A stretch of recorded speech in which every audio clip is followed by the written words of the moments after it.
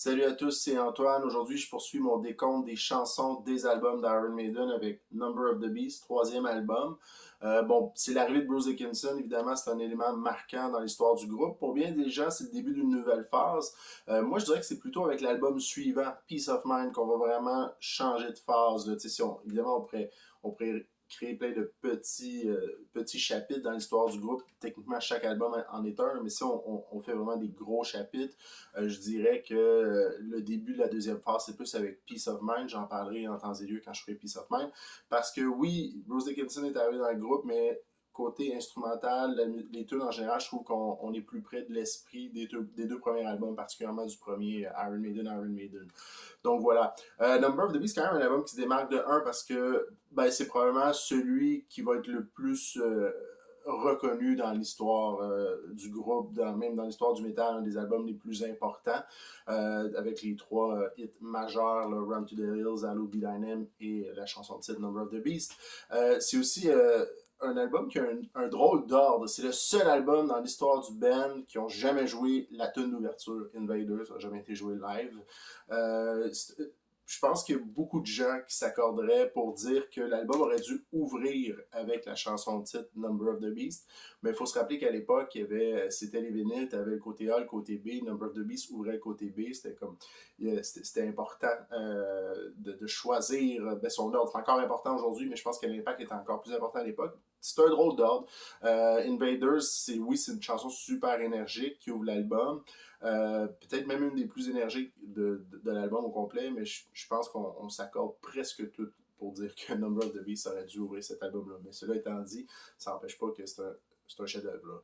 Donc voilà, je compte la version avec Total Eclipse, donc 9 chansons. En 9e position, j'y vais avec Gangland, qui est probablement un choix assez universel. Elle se démarque pas. C'est pas que c'est une mauvaise tune en soi, mais comparé aux autres, comparé à certains des chefs-d'œuvre que sur cet album-là, elle se démarque pas. Gangland, j'ai rien de particulier, j'ai rien de mal à dire. C'est juste qu'elle passe un peu inaperçue. Puis pour moi, c'est relativement facilement la tune en 9e position pour cet album-là. En 8e, j'y vais avec la chanson Bonus que Steve Harris a dit qu'il aurait dû mettre celle-ci au lieu de Gangland dans la version initiale. C'est ça, Total Eclipse. Je la trouve bien. Oui, je comprends, plutôt que Gangland, mais pour moi, on n'est pas loin, même si les deux tunes ne se ressemblent pas du tout. Ça n'empêche pas le fait que pour moi, c'est vraiment facilement les deux tunes qui se trouvent en dernière position sur cet album-là. Voilà. Donc, je vais en 7e position, puis là, ça va être un choix controversé. Je vais avec The Prisoner. Oui, il est bonne, The Prisoner, là, c'est pour dire à quel point cet album-là, il y a vraiment du bon stock dessus. Sur d'autres albums, The Prisoner, ce serait un des meilleurs. Mais je dois avouer qu'elle me marque pas autant que les autres.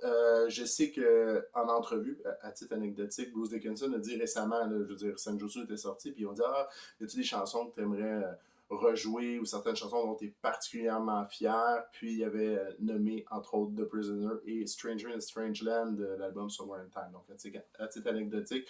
Puis oui, je serais content de l'entendre, même si je la classe en 7e position sur cet album-là. On s'entend que Run to the Hills, puis la chanson titre Number of the Beast, puis même Hello Be Thy Name, il a joué pratiquement à tous les shows depuis pas loin de 40 ans maintenant. Donc, d'avoir The Prisoner à la place d'une de ces tunes-là, moi, je serais content, même si je préfère les autres tunes, somme toute. Voilà. En 6e position, je vais avec Invaders, que j'aime plus qu'avant. Elle est vraiment cheesy. En fait, c'est le refrain qui est complètement cheesy, mais ça va. Iron Maiden a quand même des moments cheesy assumés, puis on aime ça de même. Je l'aimais pas beaucoup dans le temps, quand j'ai découvert cette chanson-là. Je trouvais vraiment que c'était une des moins bonnes de l'album, mais avec du recul, je l'aime plus qu'avant. Je sais pas, c'est peut-être que j'ai vieilli, puis les trucs cheesy, ça me dérange. Moi, j'en ai aucune idée. Mais c'est énergique. Je maintiens que ça n'aurait pas dû être la tonne d'ouverture. Et je comprends aussi que c'est très controversé de classer Invaders au-delà de The Prisoners. Ça va, je n'ai pas besoin d'explication, mais bon, c'est comme ça. Donc, je poursuis. Ensuite, je suis rendu quoi, à la 9, 8, 7, 5, 5e position. J'y vais avec Run to the Hills. Oui, c'est probablement un des plus grands classiques du groupe. C'est une des chansons qui va vraiment faire, je crois, le test du temps. S'il y a 3 chansons dans l'histoire d'Iron Maiden qui vont vraiment traverser l'histoire, je crois que c'est Run to the Hills, Number of the Beast et The Trooper de l'album Peace of Mind. Donc quand même 2 chansons sur cet album-là.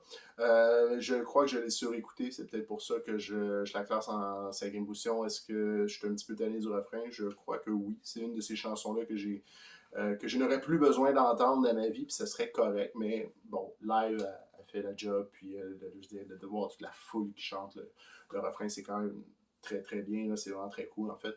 Puis oui, c'est un chef-d'œuvre du genre, mais bon, moi ça elle se trouve en 5e position dans mon classement.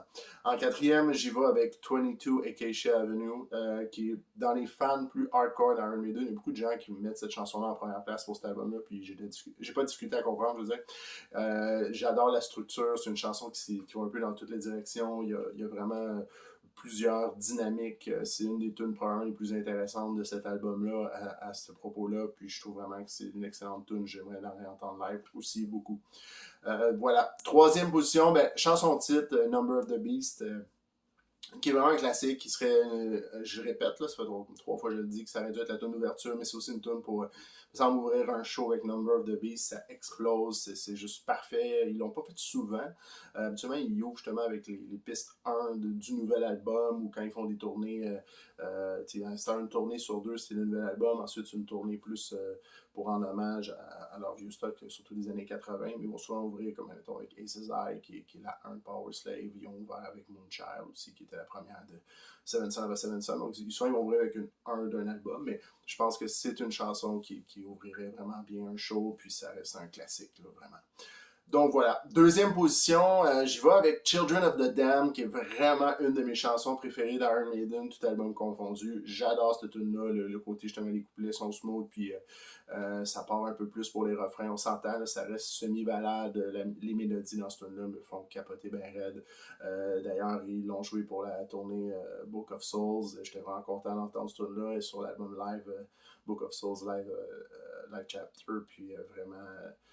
pour moi, c'était une belle surprise d'entendre Children of the Damned quand j'ai été les voir en show pour la tournée Book of Souls. Et voilà, première position, un des plus grands classiques, si c'est pas la plus grande chanson d'Iron Maiden, c'est peut-être pas celle qui va être la plus reconnue auprès des gens qui n'écoutent pas le groupe. Comme je disais tantôt, c'est plus The Trooper, Run to the Hills ou la chanson titre. Mais Hallowed Be Thy Name, je crois que chez les fans hardcore, c'est une des chansons qui pourrait se retrouver en première place comme étant la plus grande chanson d'Iron Maiden. Je sais qu'il y a eu des histoires de droits d'auteur avec le groupe Beckett pour la chanson Light Shadow. Il y a une partie des paroles de Hallowed Be Thy Name qui a été pris de cette chanson-là. Donc, je pense que ces gens-là méritent la reconnaissance d'avoir quand même écrit quelque chose qui s'est retrouvé sur cette tune-là. Ça n'empêche rien au fait que c'est un chef-d'œuvre, que ce soit Steve Harris tout seul qui l'a écrit ou Steve Harris avec des collaborateurs. La version qui se trouve sur l'album, la version qui se trouve sur à peu près tous les albums live d'Iron Maiden n'empêche que c'est vraiment un chef-d'œuvre du band.